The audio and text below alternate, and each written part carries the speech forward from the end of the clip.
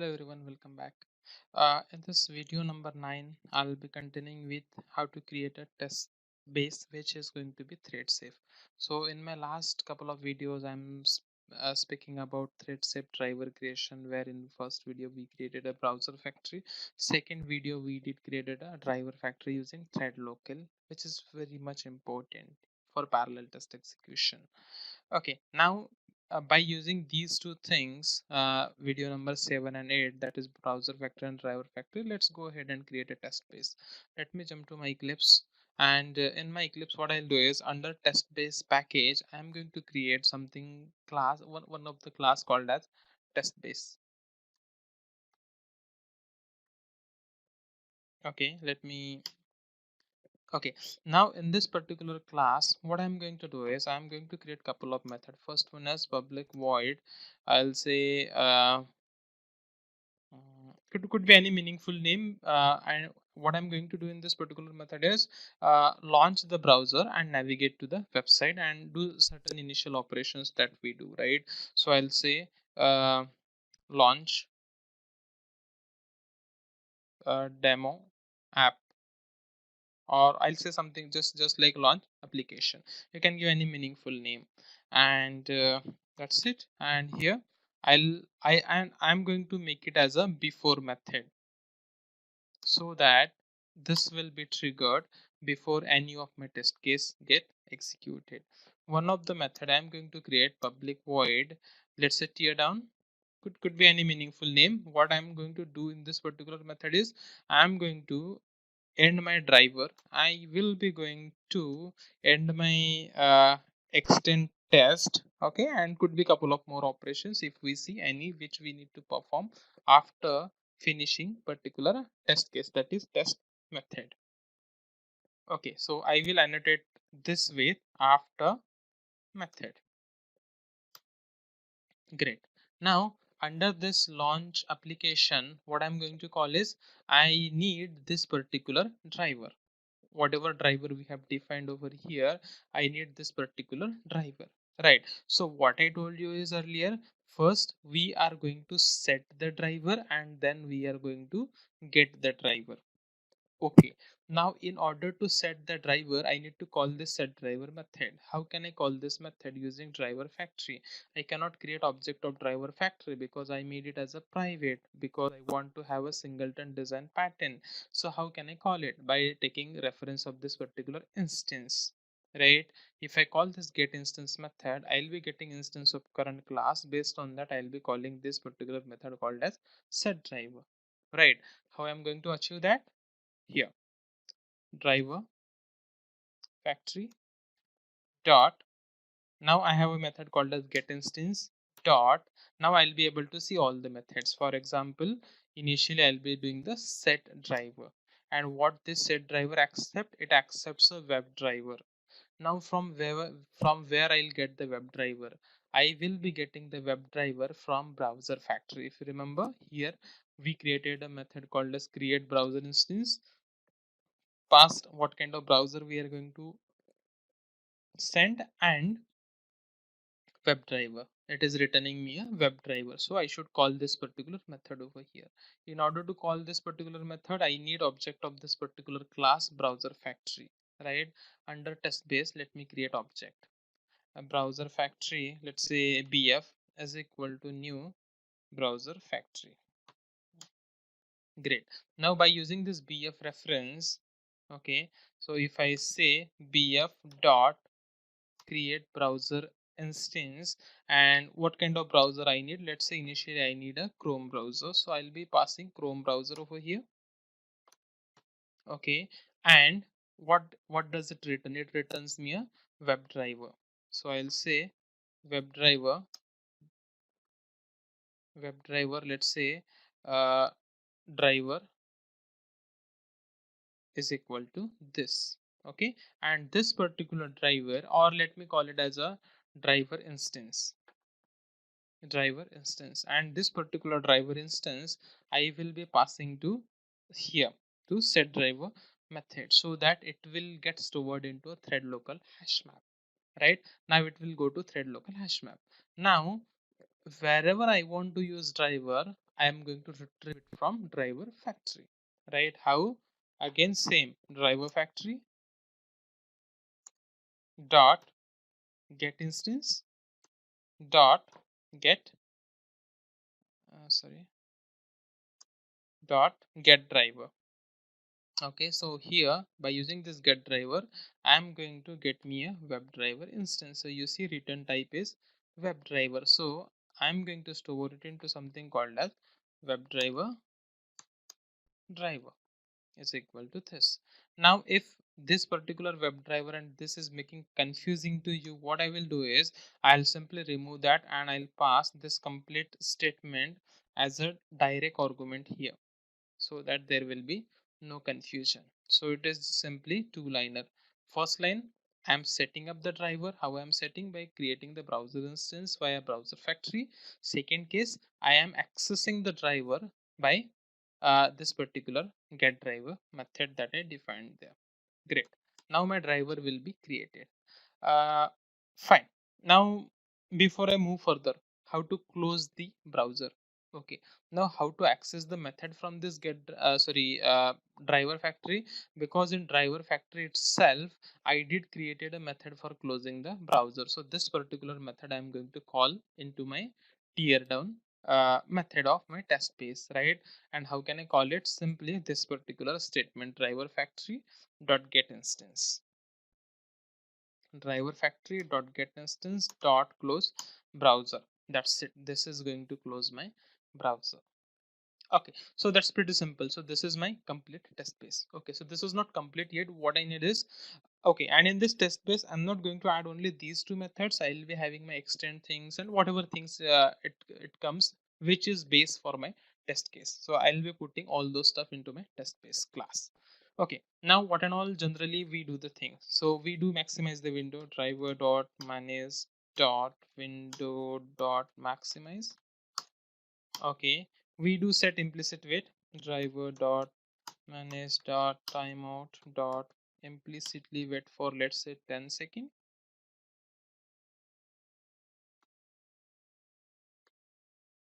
Time minute dot seconds. Okay, what else we do? We do navigate, driver dot manage, not manage, it should be navigate dot to, and now I would be needing the URL. Okay, so here I I need this browser name and I need this URL. Okay, so in my previous framework, what I did is I did created a method for reading the data from properties file. Under this reusable component, I have something like properties operation. So let me copy the same code as it is. You can refer my previous framework. Mm, okay, you can refer my previous framework video. You will get a detailed idea how I did created. But I don't want to explain that in complete over here because that is going to be duplication. Let me simply do a copy paste. Cannot paste the clipboard content into selected element. Let me copy like this.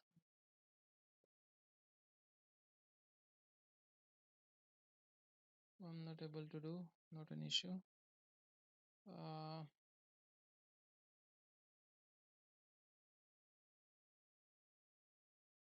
I'll create a new class called as properties operations, and we'll paste it over there. We'll be removing this class. I would need this class, and package is same, and this comment. Okay, that's fine. So what I have in this particular method is I am going to read the data from properties file, which is located under source test resources config.properties. Do I have it at the same location? Source test resources config.properties. Great. Under config.properties, I have browser is equal to Chrome and URL is equal to this. Great. So now I'll be using these two values from my properties file into my test base. Okay, let us get them. So how to read the data from properties file? So I'll say properties. Okay, let me check if I have that as a static method. Yes, that's the static method. So if I simply do property operation dot get property value by key, I should be able to get the value. So if I say property operations dot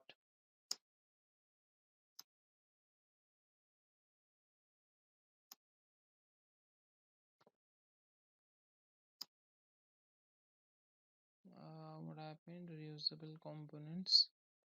Yes. Okay. Yeah.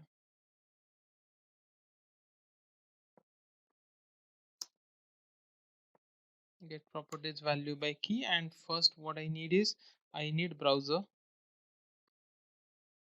Okay, so it depends on scenario to scenario, case to case, like how you want to fetch the value for your browser. Few people might prefer it directly from Jenkins, let's say from the drop down or something like that, or a few people prefer it passing from testengine.xml, or I do prefer it from config.properties. Okay, so if required, we may see the example where how we can retrieve or how we can get these values from, let's say, Jenkins, with the help of some drop down or radio button or check boxes or however we want. Okay, so we can see that particular example maybe for URL or for your browser. So let's say, let me get URL from this particular place only for now. Okay, so both are going to be my string. Browser is equal to this, and here string URL is equal to this. Great. And it asked me to throw the exception. Okay, thrown. Fine. Now this is what browser I'm going to use instead of this Chrome over here. I am going to pass it here, and URL is going to be my application URL where my application is deployed on my local host. Okay, pretty simple. So I think that's pretty much about before method and after method.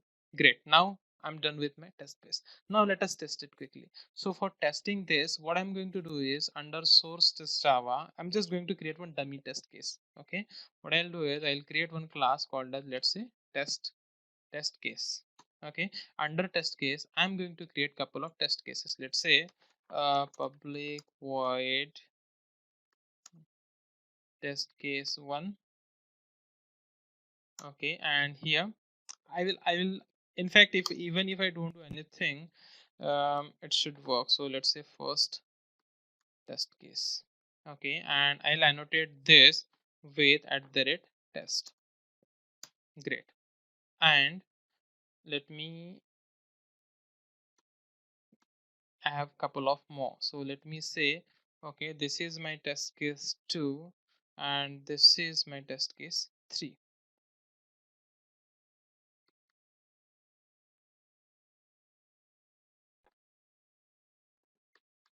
Okay, now when I run this particular test case, what I want my before and after method should get executed, right? And how it will get, I should extend this test case into my test cases. So what I'll say, class extends test case. Okay, so we might change this particular design as per requirement. It's all up to each and everyone. So if required, you may code these couple of methods into your test class itself if required. Okay, it all depends. Okay, now what I'm expecting, it should run all three test cases in parallel, but I need to update my testengine.xml. So in my testengine.xml, okay, I do have already these two things. Parallel is equal to method, thread count is equal to 5. So maximum it will run 5 test cases in parallel. What's my class name? My class name is test, and package name is test, and this is my test case. T is in uppercase. Okay, great. Now I'm expecting my 3 test cases will run in parallel. Let me execute it quickly.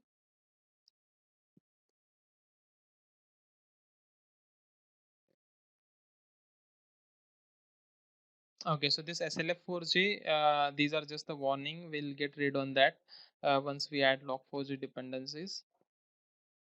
Okay, you see, it has launched three instances here. First instance, second instance, and third instance. All three instances are running in parallel. Though nothing is happening, that's fine. I'm not expecting anything to happen because I didn't started this server and all. But you see, it has launched three browsers, and do I need to start the server? Just give me a minute. If my test case, okay, my test cases are failing. And why? Because it says WebDriver exception, unknown error, connection is refused. Okay, not an issue. Let me start the server.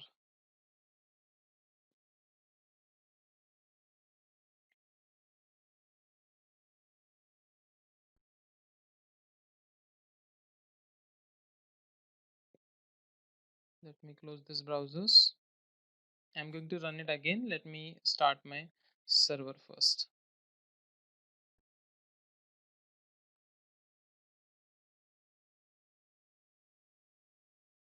Give me a minute. It may take a while for starting.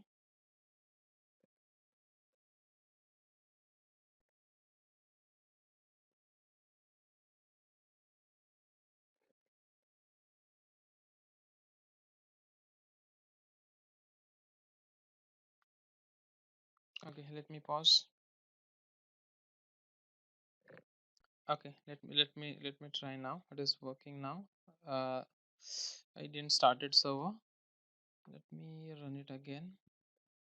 I'm expecting three test cases should run in parallel. Maximum it will run five, but I have only three. You see, three Chrome driver instances are started, so my three test cases are running in parallel, and you see three instances are launched. Okay, it is maximized, and you see it has opened the browser and it has closed, and all three test cases are passed. Right, I'm able to execute all three test cases in parallel. Though I didn't do anything here, I didn't use any driver instance and all, but it will work perfectly. I'll show you why it will not work if I'm not using driver factory. Okay, now this is working great.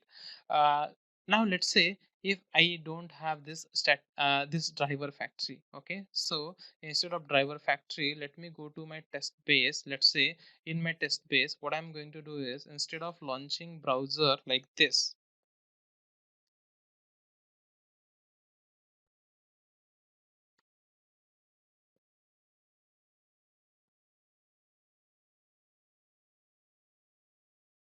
okay, what I'm going to do is, I'm going to write,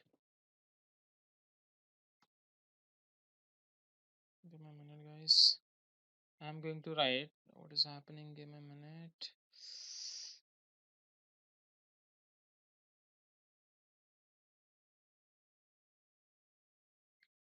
I'll say WebDriver driver is equal to new Chrome driver. Mhm.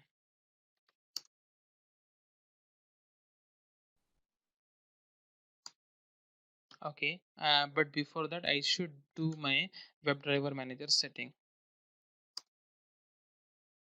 WebDriver manager dot Chrome driver dot setup.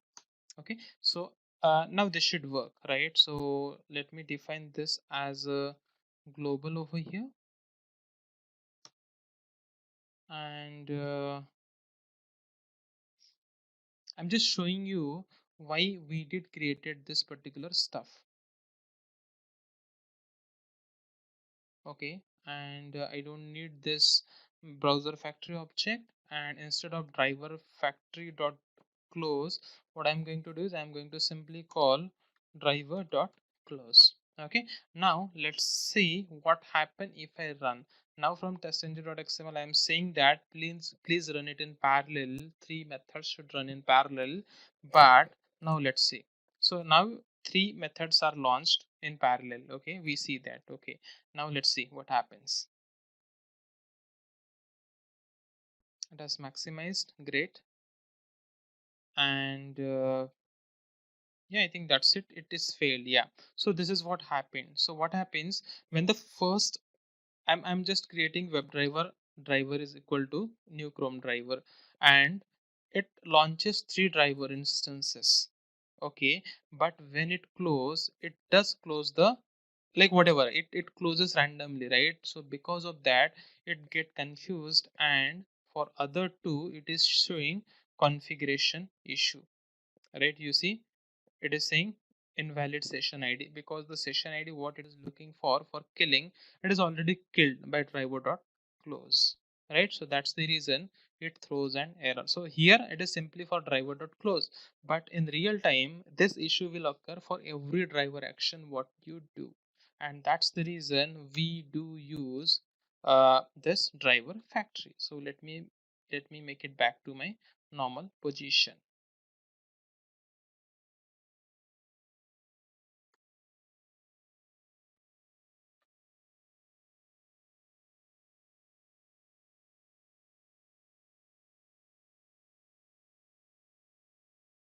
Okay, great. I think, yeah, I don't need this WebDriver reference as well. Okay, that's it. I think that's it from this particular video. We did created a test base and we are good to use that particular test base for our parallel test execution. Okay, so yeah, with this, I'll stop over here. Stay tuned. Thank you.